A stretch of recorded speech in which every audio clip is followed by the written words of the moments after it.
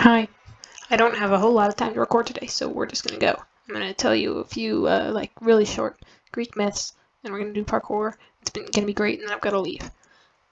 So first up is the myth of Callisto. So she is the daughter of Laocoon, a king from Arcadia, who was changed into a wolf because he was really mean. Well, he did a real bad thing when Zeus came over for dinner. He actually set human flesh on the table, and the gods ate it, and that was not considered a nice thing to do.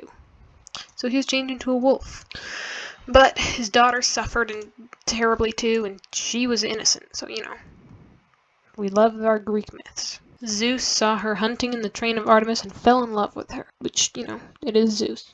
Hera was real mad because she's kind of Zeus's wife, and so she obviously got ridiculously mad at the girl because it's clearly her fault, and she turned the maiden into a bear after her son was born. I don't know when the son came into the picture, but it did. When the boy was grown up and hunting, Hera brought his mother as in bear form out, intending to have him shoot his mother. She was a charmer.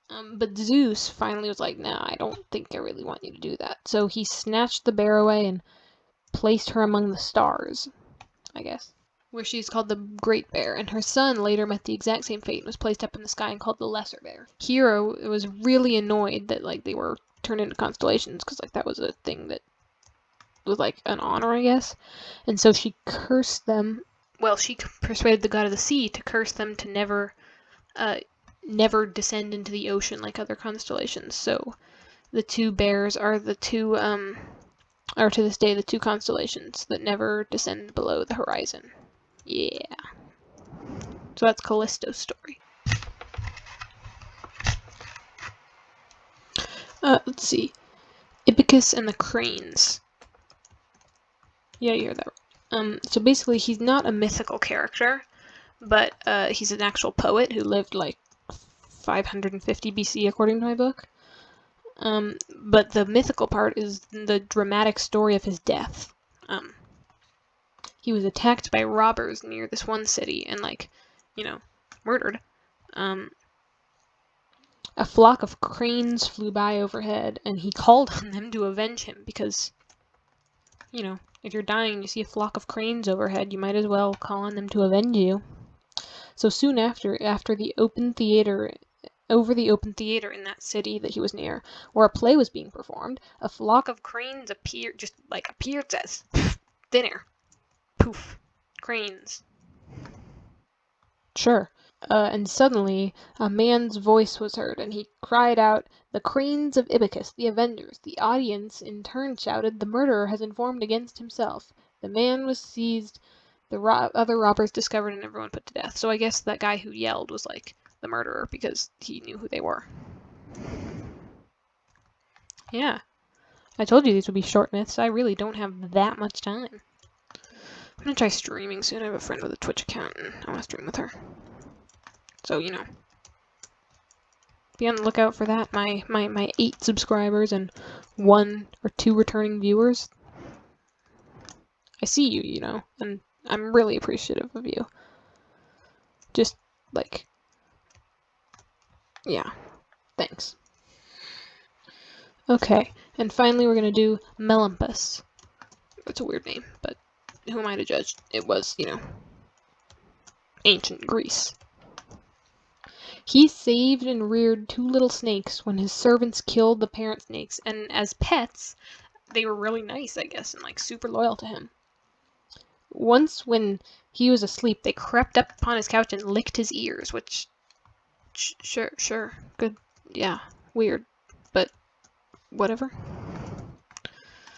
And he woke up and he was like, "Whoa, what the hell are you guys doing?" But then, he found that he understood what 2 birds on his windowsill were saying to each other, so his snakes had given him the power to understand animals. He learned in this way the art of divination as no one else ever had. Which is fortune telling and that sort of cool stuff that, it apparently is a thing. And he saved himself too by his knowledge his enemies once kept him prisoner in like a tiny little cell. And while he was there, he heard the worms saying that the roof beam had been almost gnawed through, so it would soon fall and crush everyone. So, fun days. And so he told his captors and asked to be moved elsewhere. And apparently they did it, even though, whatever. Seems like a terrible decision, but their decision. And the roof beam fell like it was supposed to, and so the captors were like, "Whoa, you're pretty cool," and they let him free.